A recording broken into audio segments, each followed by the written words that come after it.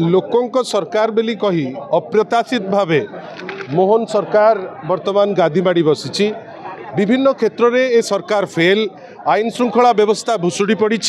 दरदाम वृद्धि वर्तमान ओडिशा रे सारा भारत वर्ष रे सबुठारु बेसी आपण पनीपरिबा कथा कहतु ए शीत दिने आपण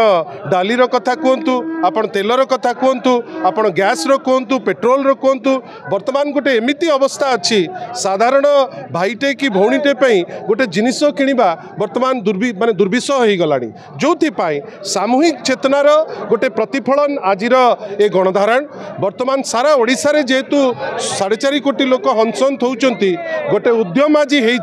जे राजरास्ता को आसबू सरकार को गोटे थर चेतेबू जदि सरकार चेती गले ताले ठीक कथा जदि न चेतिले परिस्थिति निश्चित भावे गोटे टर्न नब जो थे आमे बाध्य हबू जिनिस को आउरी आगे नवाई यांकर अहंकार जाऊना कौटी आलू पहुँची पारना यूपी रु आलू आसापी आज को 5 मास लगिगला आपण मंडी पंकाकरे नहींकरी जो रेशन जोटा आम 24 वर्ष है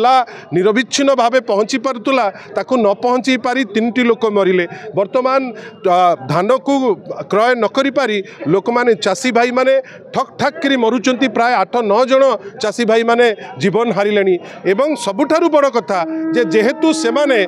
पैसा वाला सरकार से बुझी पारुना साधारण लोकंर दुख जोठी दरदाम वृद्धि केते बाधुची जो